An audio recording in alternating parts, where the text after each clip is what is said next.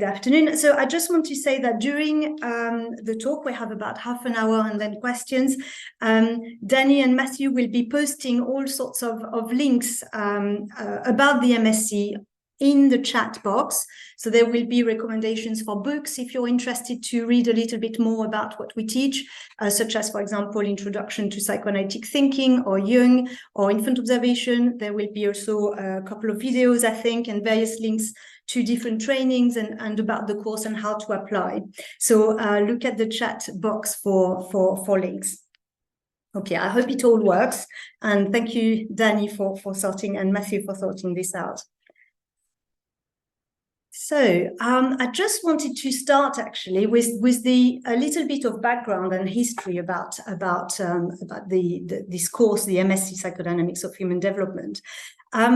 It's been running for nearly 30 years, which is a long time for a course, and it's quite unusual for it to remain in a sense exactly the same over all these years. So it's been passed on from one course director to another for many years. So I'm coming after a long line of directors who've looked after this program and enjoyed it and served the purpose of spreading some learning about preclinical learning about psychotherapy.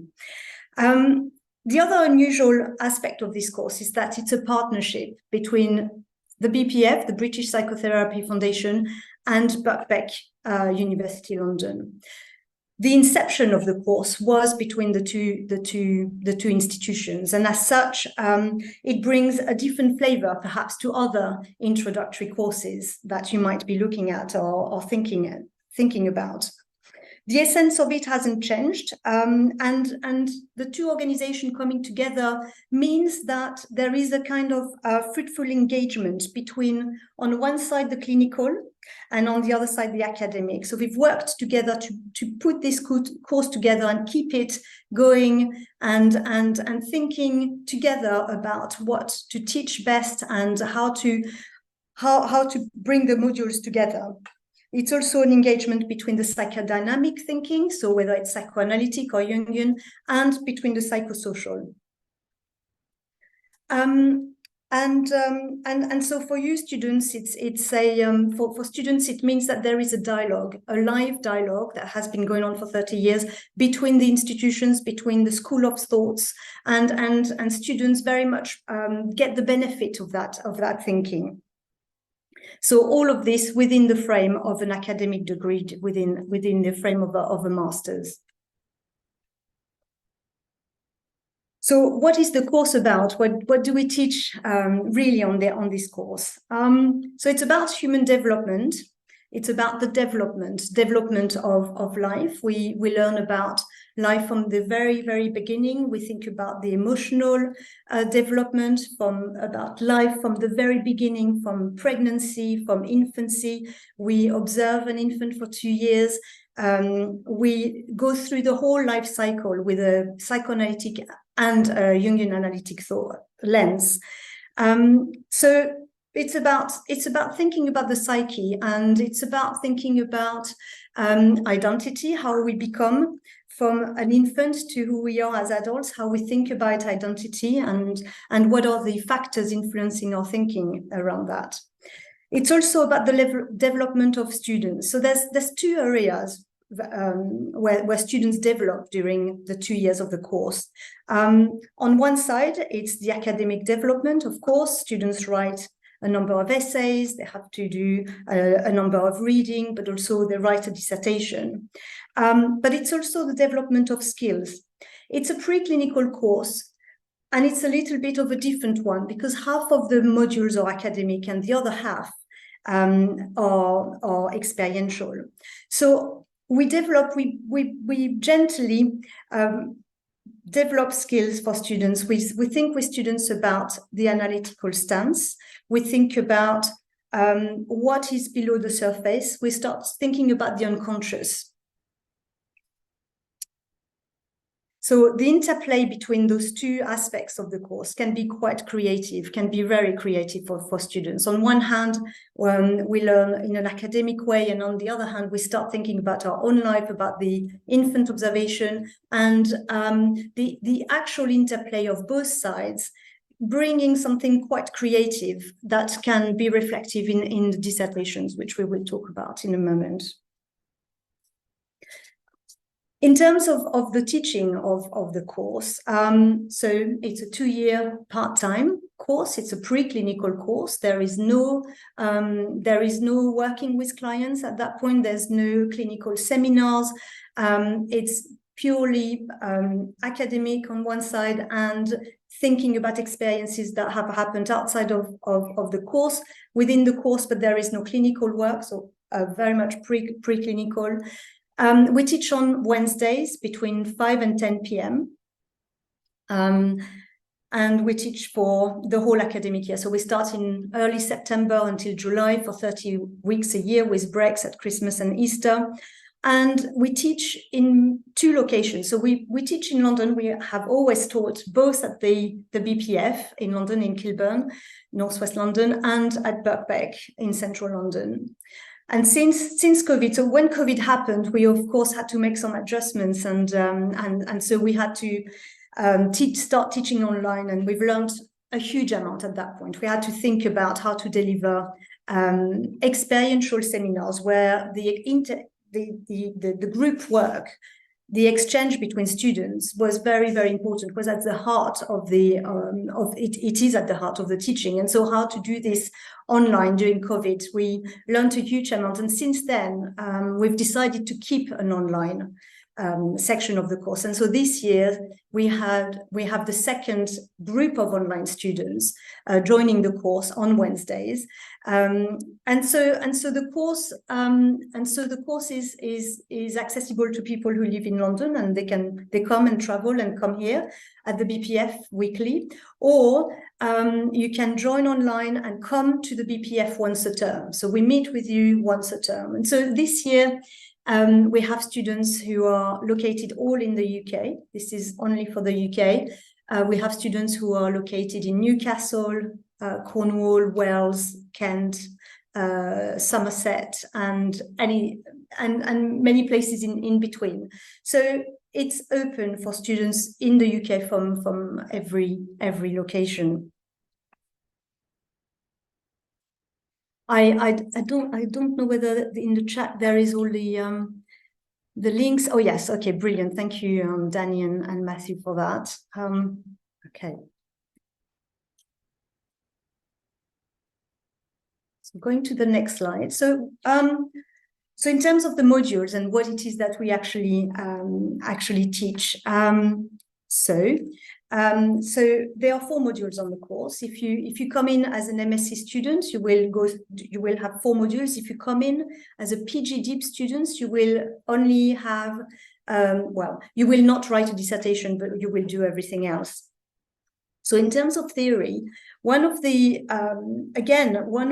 unique aspects of this course is that students have a choice to either go, they choose either the psychoanalytic stream or the Jungian stream. And so at the start, when students write their application and before the course starts, they think which stream suits them best. And often they ask, well, what do I choose? Why would I choose the psychoanalytic or why the Jungian? And my answer is very much, it's up to you at this point. 2 streams are very much equivalent. It's a matter of finding what suits you. So you might be here because you are thinking of perhaps one-day training, or you might have in mind that you very much want to train to become a child and adolescent psychotherapist. You might know that you want to train to work with adults. But you might not know exactly which modality suits you best. Whether the psychoanalytic, you might have heard more about Freud, not so much about Jung. You might not be sure whether what would be best for you personally, but also perhaps you're thinking strategically, do you have more chances if you go to one or the other? And the answer is no, really. At this stage, you're coming in as a preclinical student, and this is about finding a home for for who you are, finding a vocabulary that reflects your own sense of life, your own sense of how to make sense of life, really. So whether you feel more comfortable with perhaps the vocabulary used around the psyche used by Melanie Klein or Winnicott, or perhaps you're attracted to the vocabulary used by Jung, whether it's to do with religion or with the way the psyche is talked about, whether it's the collective unconscious. At this stage, it's very much about you finding a path that fits who you are and how you can develop best. So the two streams are equivalent, and we very much encourage students to exchange. So of course, in the theory seminars, psychoanalytic students will not be with Jungian students very often. Sometimes we bring them together. They will be separate, but in all the other seminars, we bring students together and we encourage a dialogue. Because there will be different views, different ways of naming the same phenomena. There will be different understanding of what might happen. For example, in a baby, when they grow, there are different ways of understanding the development of the psyche, and we want students to exchange and to also be tolerant and accepting that there is not one truth. We want students to be to develop a critical eye and to critically evaluate theory. And so the two streams run in parallels, but they also come together. In terms of who teaches theory on the course, we have a mixture. Some of the seminar leaders are academics who are specialists in their field I'm thinking about someone who just taught on the course for the first year. They've written their PhD on Freud, and this is their niche. They're very specialized. Or we have also adult clinicians, people who trained at the BPF mostly. They are adult psychotherapists, and they teach on the course. Or we also have many child and adolescent psychotherapists teaching on the course, whether it's for theory or the other modules. The other module that we teach on the course is work discussion. Now, work discussion is perhaps a little bit obscure at this point, and so there's two case scenario really. So what we want students to do with work discussion is to bring something of their own work, to bring an interaction, to write up an interaction that happened at work, and think about what may be below the surface. So it's going to be about thinking about unconscious dynamics within the workplace. It's going to be about thinking about group dynamics, things that go beyond just ourselves. It's about the organization, what happens in an organization in terms of pressures and how we cope with them. So if you are, for example, working in a school, or you're working in the NHS, or perhaps you are a counselor already, you are in contact with vulnerable adults, and your work is based around vulnerable adults or children. You might bring an interaction with a child or with one of your clients, and we will be thinking about, of course, what happens between yourself and the patients, as you might do in supervision or in a reflective group. But we will also be thinking about what happens within the organization you work with. So we're going to be thinking about the school, for example, or the NHS.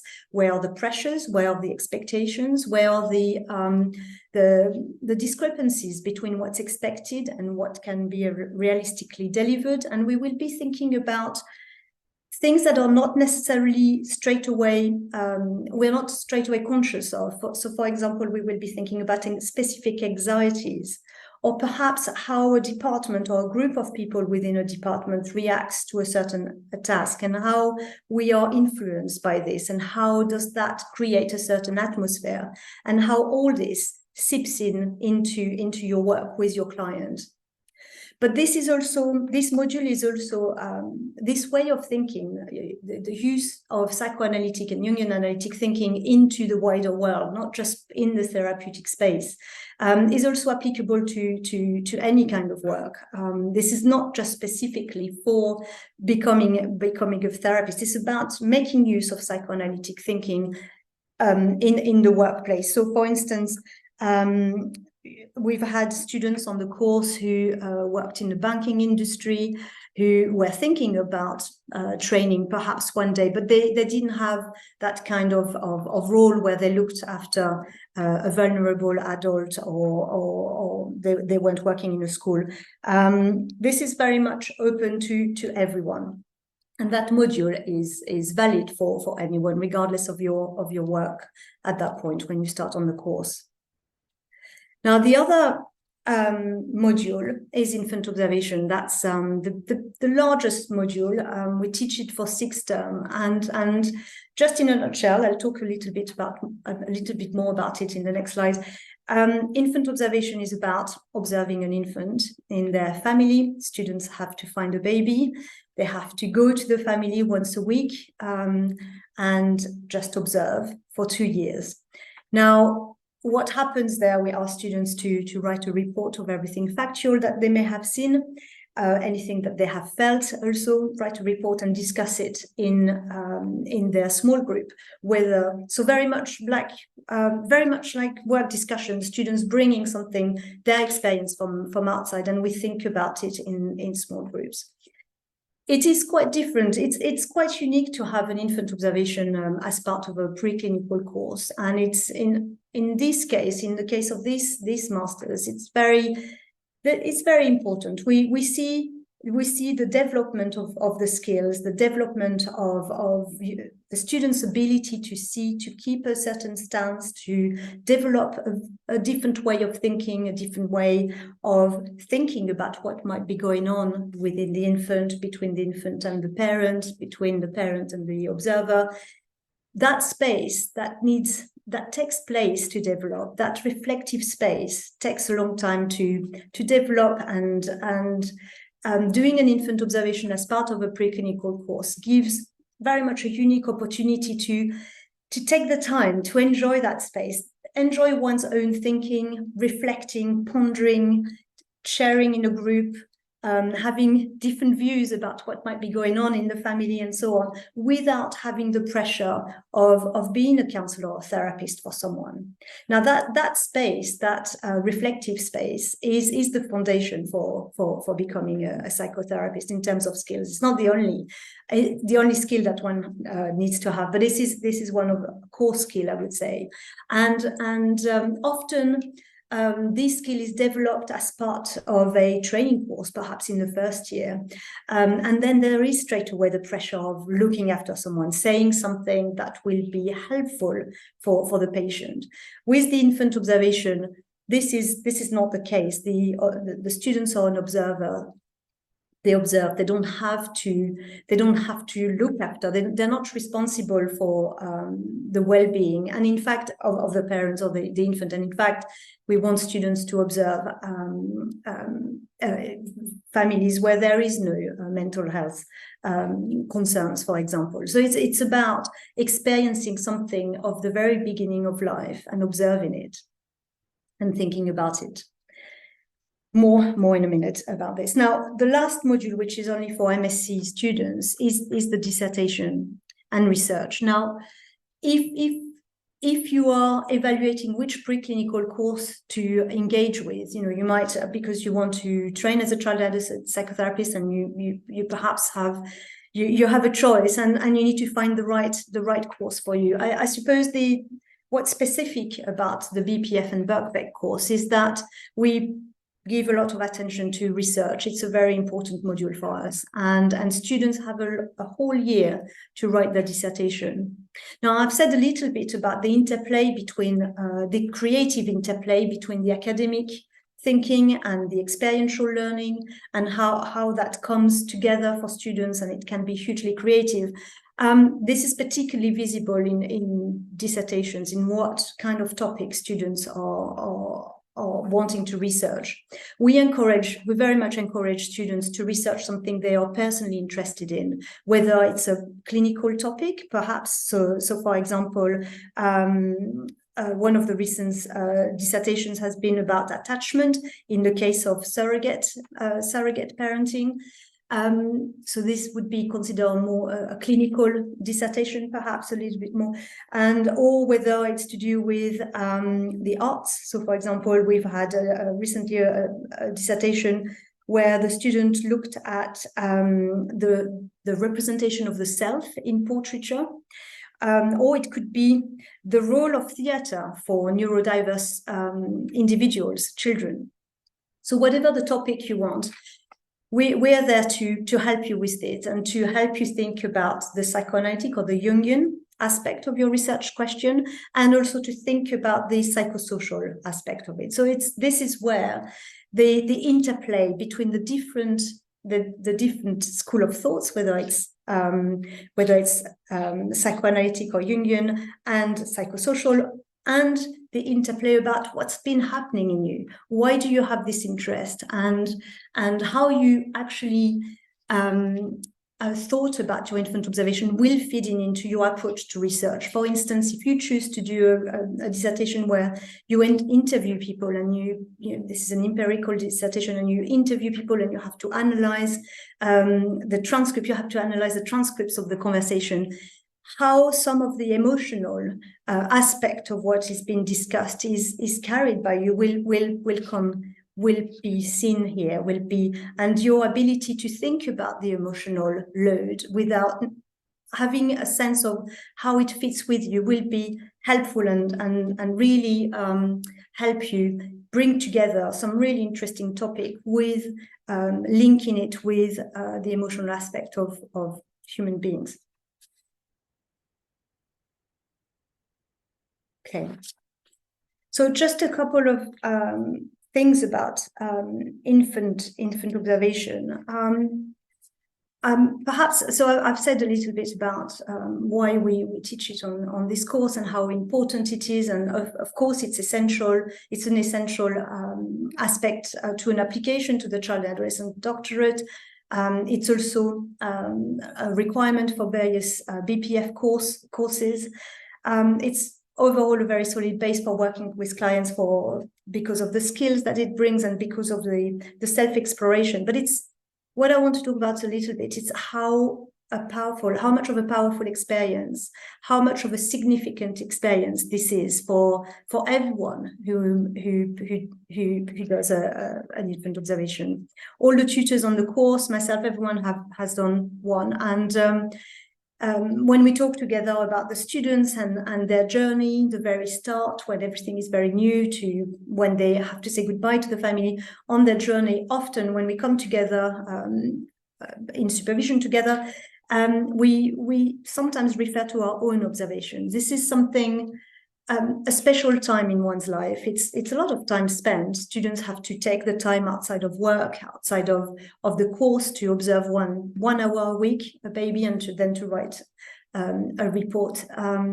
But it's something that usually doesn't get repeated. It's a one time only, and it's very special being in the presence of a newborn baby and a newborn mother.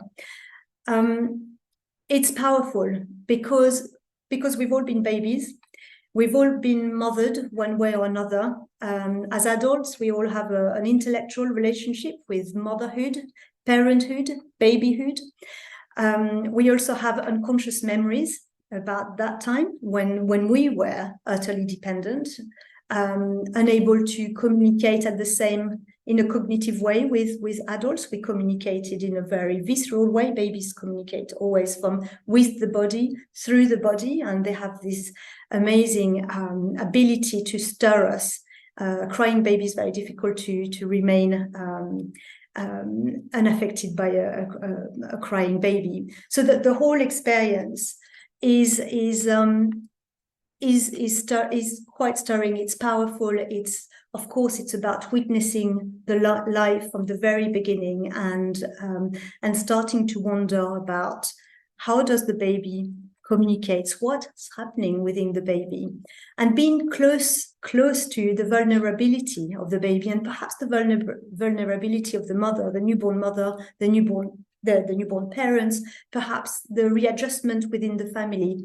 Being close to this can be hugely evocative, and for students, this is being in a hot seat in a way. It's so we're there. The course, provides supervision. We talk every week. There is a lot of thinking about the experience, and it is very important that students do not approach this from an intellectual standpoint initially. It's an experiential module. The task is very subjective. We want students to tell us, to write anything factual that has happened, including their own emotional reaction to to what happened, what they saw. So there is no absolute truth. It's about becoming curious. It's about getting close and allowing ourselves to feel some of the anxieties that are present, always present, with children, with babies, and around the themes of separation and growing up, and all the tensions around being heard, being seen, not being heard. Getting in touch with all this can be hugely powerful. It can be stirring, but it's also hugely important, and it's also an experience that students remember fondly. So one of the links, hopefully in the Q&A, no, not in the Q&A, in the chat, is a video and a few books about infancy and infant observation. If this is something you're interested in, I encourage you to have a look and a read, because this is also the time where you can determine whether psychotherapy is for you, because it's emotionally powerful, and this is something to think about and to manage. So I'll go to the next slide. Okay, so you might be thinking, well, who is this course for? Why should I apply? So there's different case scenario. You might want an academic degree. You might have an interest in psychotherapy. You might have been in psychotherapy for some time yourself, and you've got an interest, but you don't really want to train at this stage. But you want to get some knowledge, some inside knowledge without training or signing up to training. You might have an interest in research. You might know you want to train as a child and adolescent psychotherapist, and you're evaluating which course fits you best. And you might just want to explore something. Something might be happening. You might be looking at the world around you a little bit differently, and you might be wondering about what is this about, and can I challenge myself to an academic degree? Do I want to try a little bit of research? I want to be creative. I want to experience something different with infant observation. So maybe this course might be appealing for these reasons.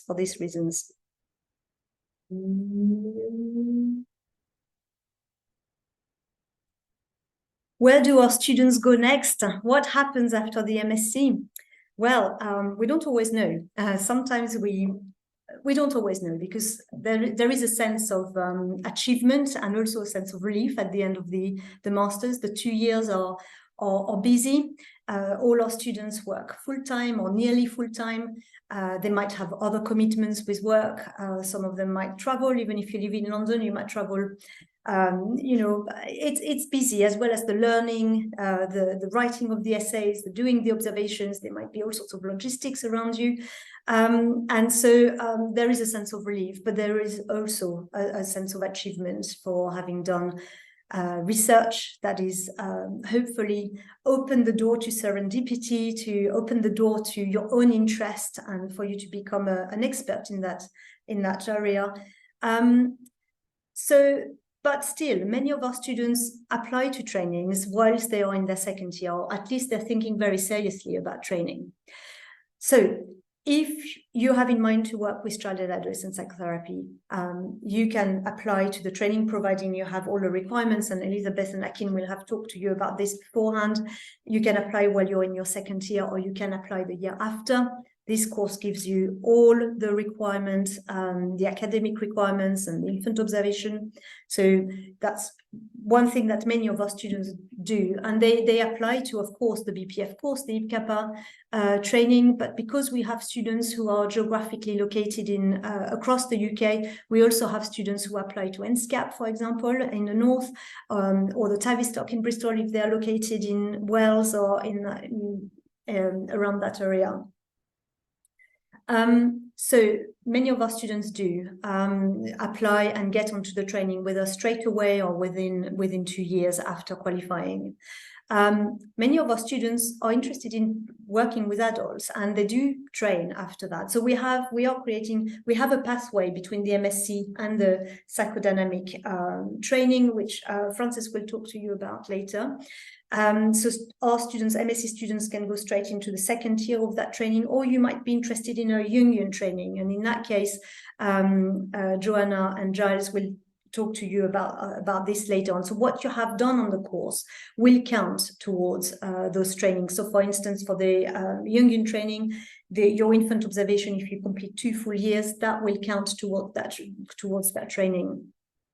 Some of our students have done academic research. They've gone on to do a PhD, whether straight afterwards or later on. Some of our students have completed a clinical training and then done a clinical doctorate with Exeter. And some of our students have not trained at all, but they've taken their experience and their new learning into their own professional context. So for instance, in the recent past, we've had a social worker, a student who was a social worker who did not necessarily want to train, but they were very happy to open up a new way of thinking and a new way of working and a new way of relating to the world through their learnings on the MSc. I just want to mention, I think I haven't mentioned that in the context of infant observation. I've got a note here. So I just want to say something about therapy on the course. It is a preclinical course, and as such, there's no requirements to be in therapy. You don't have to be in therapy. If you were doing a clinical training, you would have to be in therapy probably before you apply to the training or just as you start. On this course, it is not a requirement. However, we do recommend you are in therapy for 2 reasons, really. I mean, the first reason is, as I was talking a little bit about infant observation, it's in infant observation, being in contact with babies, with the family, with this whole area of everyone's life. It can be quite stirring of memories, perhaps, or stirring in a way we can't quite define. And so it can be very supportive and helpful to talk to a therapist, to have that space to think about one's own experience in relation to what the content of the course.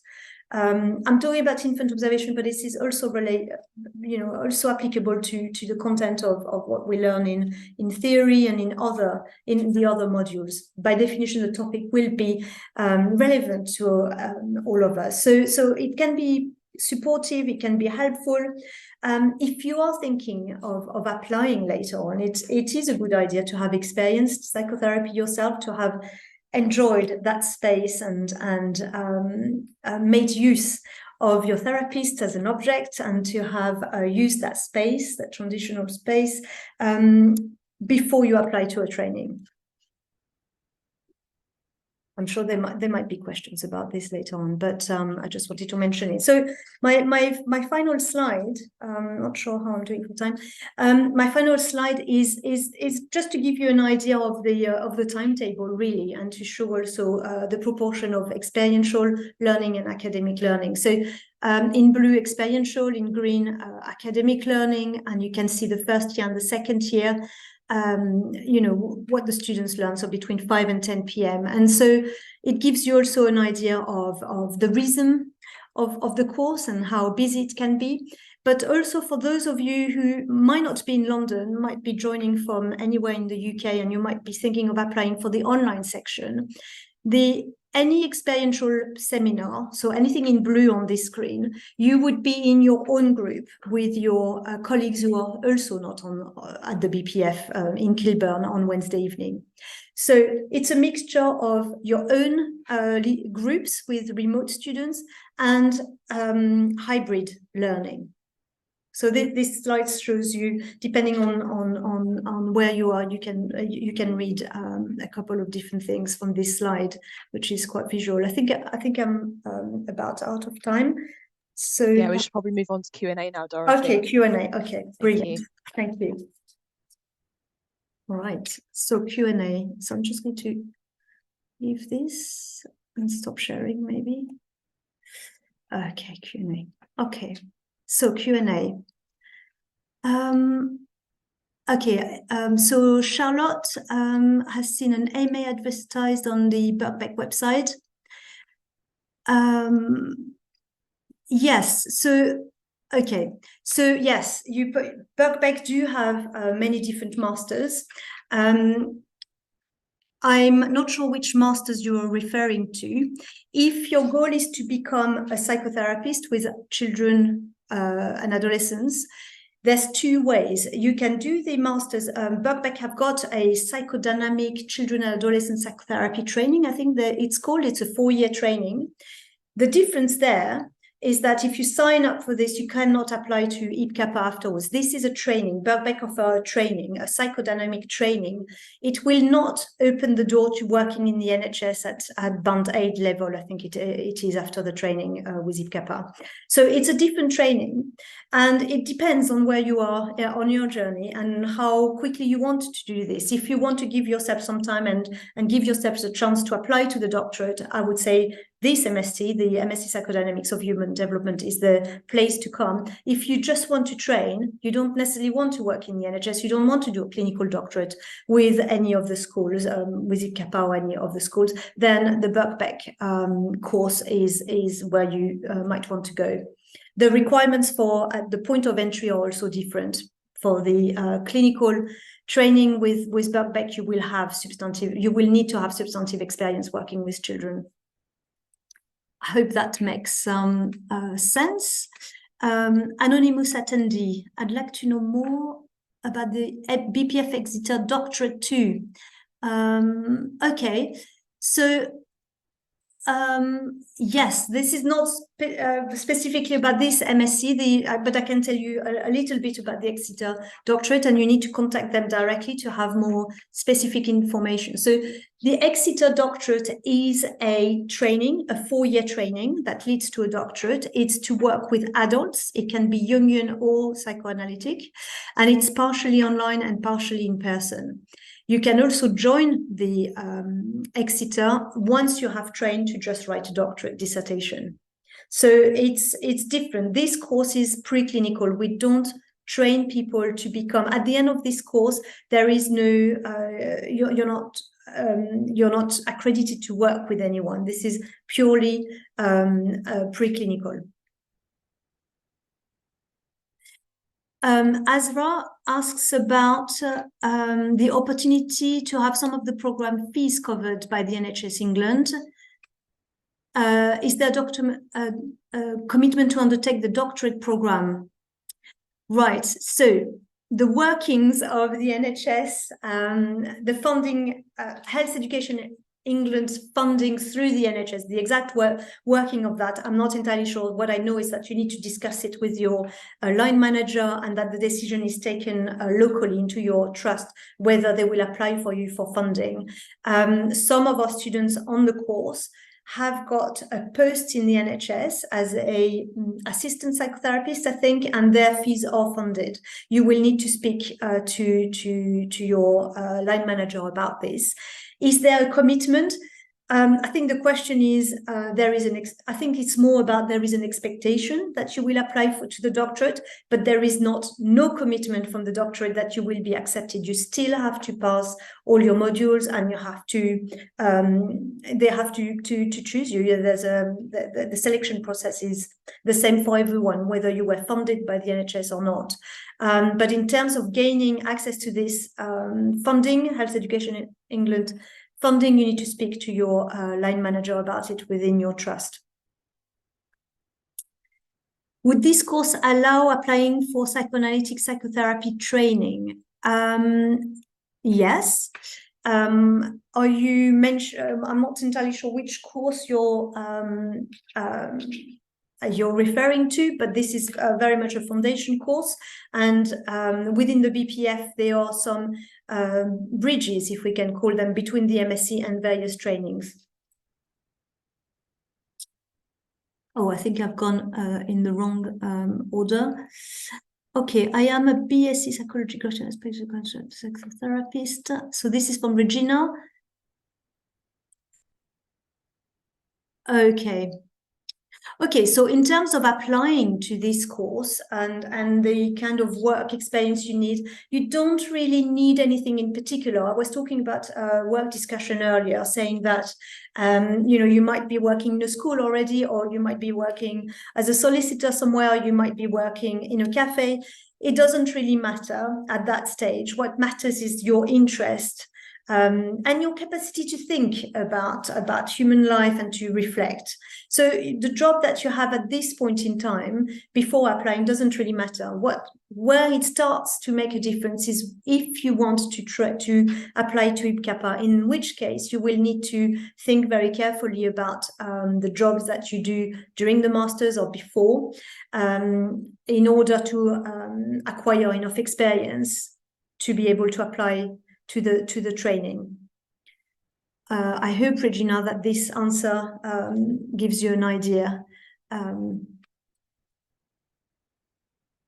Do any of the BPF courses are sponsored with student visa, please? Okay, so this is from Anna. I can't talk about the other courses at the BPF, but I can tell you that this course in particular is not sponsored by Birkbeck or by ourselves, because it's a part-time course, and therefore we don't support visa applications. Okay, Anonymous, this part is not possible. Yes, Anonymous attendee, yes, that's right. At this point in time, this MSc is not open to international students to anyone living outside of the UK. There's a legal reason around this, which is to do with infant observation. As part of this module, we ask students to have a DBS, and legally we are not yet covered we're not legally robust at this point to have students sitting in different places. Obviously, with infant observation, our students are going into family homes. They're observing something within family, so the whole area of safeguarding is comes in line, and we have to think very carefully about where students go, and we have to think very carefully when something happens in the family. It's very rare, extremely rare, but we have to think about this if the students witnesses something that is a safeguarding concern. We then, as an organization, have to take some steps. We are not equipped to do this for international students at this point, which I'm very sorry to say. Maybe in the future, but certainly not for next September. Okay.